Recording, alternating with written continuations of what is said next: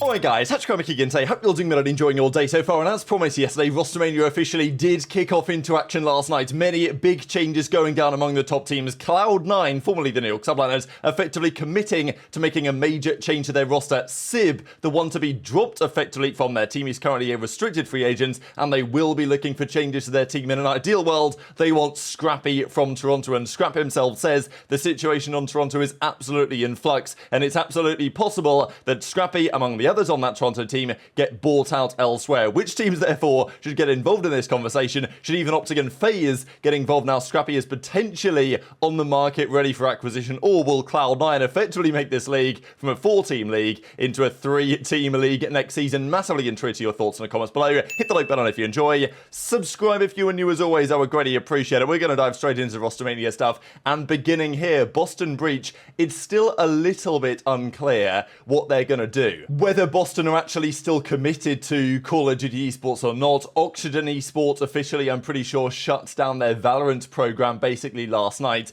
and there's some discussion as to whether Boston are going to do the same thing in the CDL. Certainly a few weeks ago it seemed to be a guarantee. Then it was like, oh well, you know, maybe Boston are going to stick it around. But to be fair, if someone comes along to Boston and says, hey, you know, we'll pay you this amount of money for your spot, they might just say, all right, fair enough, that's worth it, we're going to get out of here. So it's a little bit unclear, but look, if they do stay around, they are going to rebuild in multiple ways. Zed, who's been there as the coach a few years, great guy, wishing him the best in the future, but I think it's understandable that with everything that happened behind the scenes of that team and, you know, poor decisions made day after day, week after week, from whoever is making those decisions in the organization, they've decided to make some changes. Zed is going to be gone from the team. But let's talk about this situation with Sib, because this was the big bombshell, no doubt about it, last night.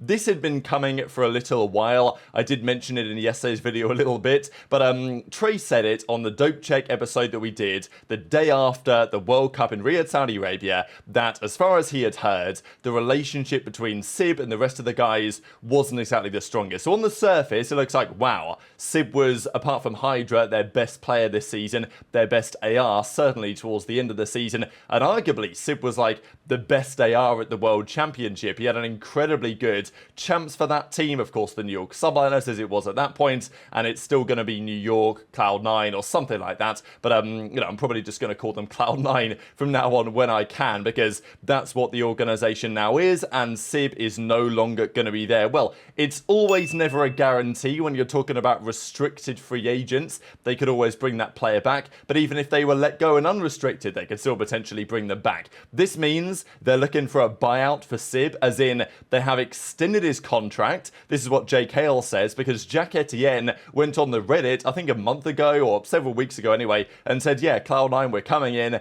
and we are extending all of the players under contract, which implied keeping the team together. But they've extended all the players, doesn't necessarily mean they're keeping the team together. They want a buyout for Sib, and they might well get a buyout for Sib, because definitely if I'm any team in that kind of mid-echelon, even if I'm even better than that, I'm thinking about it. If I'm Thieves right now, you've got to be thinking about it, right? If I'm Toronto, obviously we'll get to in a second, you've got to be thinking about it. But the question is exactly why Sib is gone. Because, as I say, one of their best players this entire season, these were his numbers actually over the course of the year as well. We kind of changed around when we were launching some of these lineman cars just to hop on the bandwagon of all the roster drama last night. But this was certainly a big part of it, right? And as I said, our understanding is that Sib's relationship with that core three, HyDra, Kiz, Skyz, they're boys, right? They get along very well indeed. Sib never, I think, felt kind of part of that trio on some level from like a personality perspective. And this also goes both ways. I think that's what I would think about this, is that, okay, maybe Sib didn't feel especially close to those guys in whatever way, maybe closer with HyDra than the other two. That'd be my theory, but don't know if I'm right on that. And sure, on some level, maybe that's on those guys to integrate him in better to the team, but also it goes the other way as well, right? Like Sib maybe, you know, I think Sib can be a difficult personality for some people to get along with so well, and you know, I don't know if that's the case here. And Ben reckons to some extent there were disagreements during practice here, so I'll just share this clip, but you know, I've got a couple more things to say on it as well. Okay, they picked up a new player. I mean, it's not that big of a deal. Is that where you're going with it? You think that's what the problem is? You think because of all that they're making changes? I think they're making changes because it was clear one of the ARs had to go. And if there's a big disagreement, it's a 3v1 versus Dante, even on teams like that. You know what I'm saying? Or you've seen people in situations like that. If it's one of those situations where we all can't get on the same page, you're on the opposite side of it. I don't think it's really tough. you said it was clear that one of these guys had a gun. I don't know if it was as clear as you're making it out to be. What do you think? What do you think they should? I mean, I don't know. It depends who they're depends what they're planning. I don't know where they're going with it. I have to see where they're going with it before I say anything. You know what I mean? I just think like they were. I recorded a video this morning. Listen, if they're dropping Dante, they're making big moves. They're trying to do something. They're doing something here. If they're dropping Dante, definitely try and get Scrap right.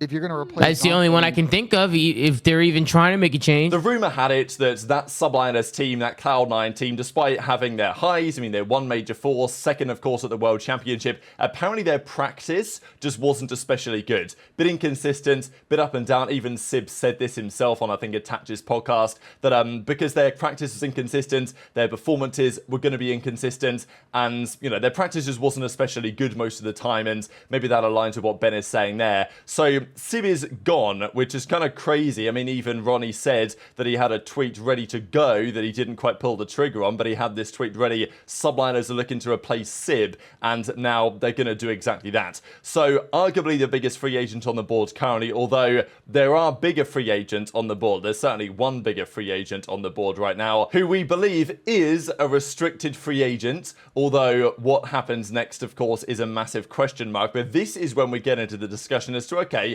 look, maybe there were problems with Sib behind the scenes. The team didn't get along so well. Obviously, the results were okay, but a bit inconsistent and everything like this. If you're going to get rid of Sib, though, you're going to get it instead. And apparently the plan is for Cloud9 to do everything they can to get Scrappy away from Ultra. Now, this should come as really no surprise, but I swear every year in Rostermania we say, okay, this year's going to be interesting, but it's probably not going to be crazy. And then all of a sudden something happens and it makes you think. Because if Scrap is available from Ultra, we talked about it last night. I told you guys that Ben JoeDeceives wasn't just making stuff up. Like, there's a genuine possibility here that Ultra blow up their roster, and that is ever more likely as of today, with especially what we'll see Scrappy say in a couple of minutes time. But Scrap is gettable, we think, from Ultra if the price is right. And Cloud9, even with the drama potentially with Sib behind the scenes, would they execute on that move to make him an RFA and allow him to, you know, effectively get offers for Sib to try and sell him elsewhere if they couldn't get an upgrade? And the upgrade is Scrappy, if there is one at all. I mean, like, we looked at Sib's numbers a second ago. These were Scrappy's numbers over the course of the season, and, well, they, of course, absolutely speak for themselves. The issue is, if you are OpTic, if you are FaZe, and you are seeing Cloud9 potentially drop the mega bag, if they have one, to get Scrap onto the team, do you think about whether something is necessary at this point? Because is it possible to allow a Scrap HyDra duo to form? That is the question. If you're one of these OpTic, or if you're a FaZe, yes, you've done very, very well, and your team is excellent in many ways. But at the same time, if Scrap and HyDra are about to form up a duo, like, that's pretty scary. Maybe if you can stop it, you try and stop it.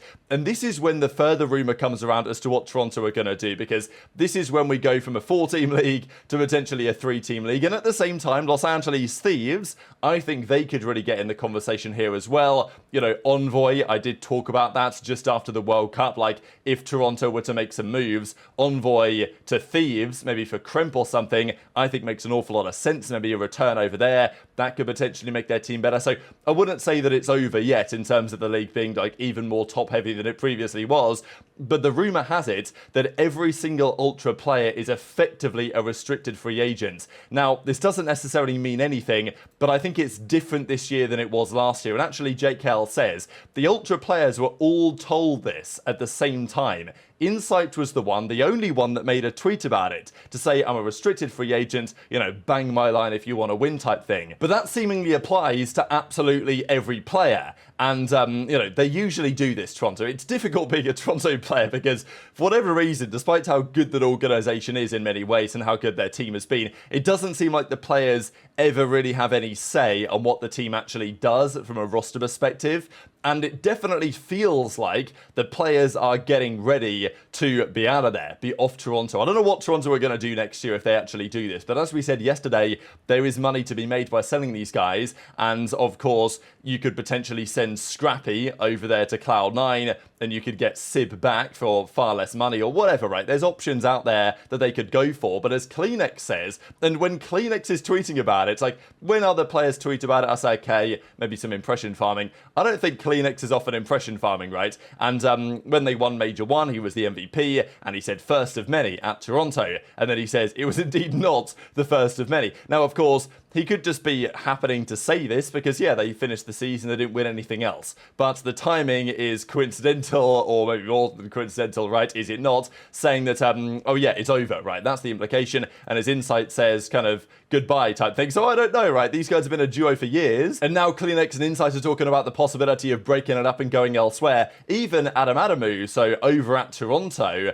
who last year, I don't think said anything like this. I mean, he actually just straight up admits that, yeah, these options are there. We are keeping all of our options open. All means all. There's no pressure on my end, on our managers or coaches to do anything rash. One step at a time against a plan. That's what we do every year. So, yeah, he's keeping the options open to keep everyone, keep the team together. But he also says absolutely it is possible to, you know, sell these guys or move on in some way and change the team around. So, Scrappy saw all of this going down. He was on stream and said a couple of things about it, right? The interesting clip really was what he had to say on the fact that he's 99%, 100% confident that that Toronto team will not be staying together. He says that as far as he understands, or at least he knows, it is not possible for that current team of 4 to stay the same on Toronto next year. So for whatever reason, that's not happening. Somebody's going to go, somebody's going to go elsewhere. And Scrappy says that he might be one of those guys. Stream, my deadass have no clue what's going on,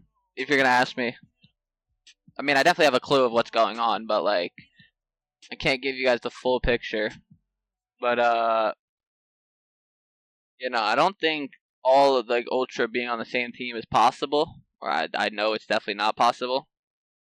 So, from what it looks like, I might be playing somewhere else. So I'm not really sure what's really happening. A lot of this is happening super slowly. So I don't know really what's going on. So it seems almost guaranteed. Ultra are not sticking, Cloud9 are not sticking, as I didn't expect them to, right? I mean, when FaZe finished the year winning the World Cup in the way that they did, with OpTic winning Major 3 and Champs in the way that they did, you know, I think those teams needed to try something. And as I said on that Dope Check show after the World Cup, like Scrap and HyDra, if they can team up, I think they probably should. The theory was, like, well, HyDra's not going to go anywhere. Although, to be fair, with Cloud9 coming in, I wouldn't say it's impossible for them to consider selling HyDra. I mean, that can sometimes be the modus operandi of Cloud9, the way that they've done things in esports over the years. So, you know, there is that to be considered as well, but I think it's more likely that it's the other way around, that maybe Scrappy goes there instead. And if that happens, I mean, what team do you form at that point? I'm guessing you're thinking Scrap, HyDra, Skyz, I guess, would be staying. And, you know, I think that Skyz and Scrap, you might argue it should be Sib and Scrap, but as we said, for other reasons, maybe they're not so happy with Sib or whatever, and also Sib and Scrap effectively do the same thing. Part of me says, so much talent, it'll work, as it did with Pred and Shotzzy, in my opinion, but you can argue that Skyz is, you know, adds a lot to the team on some level and will allow the rest of the guys to absolutely run around. What if Scrappy, though, was to bring CleanX as well? That, to me, is the really scary prospect for the future of this team, right? I know people were joking around, well, not joking around, because this is actually not impossible, right? Because, you know, what if this was next year's Cloud9 roster with Scrappy and CleanX coming in, and CleanX and a HyDra as an SMG duo, and then even just look at it from the perspective of you've got Simp and Cell on FaZe as an SMG AR duo. You've got Shotzzy, Dashy, and OpTic. And then you might have HyDra Scrap. I mean, that might be the strongest of the lots, like straight up. So the question is, if you're other teams, how can you possibly take advantage of this situation? If you're Thieves, you know, do you step in and say, well, CleanX, even obviously Scrappy, I mean, Scrappy and Ghosty, that could be kind of nice, I'm not going to lie. I don't think that's going to be happening unless Thieves have crazy money to throw around. But then again, maybe it's not absolutely impossible. Obviously, CleanX, Envoy, Insight as well. Like, these are all options for teams like, certainly Thieves, I think, are quite well positioned to capitalize on this, possibly. Even maybe Surge, they've made a couple of changes. They were pretty good at the end of the year with a aBeZy and 04 still there. They could be a pretty attractive prospect to some of these guys as well, if everything is up for grabs right now. But then it also raises the question, what about OpTic and FaZe, right? Like, if you're OpTic and FaZe, can you sit back and just see Scrappy go to this team and be happy with it?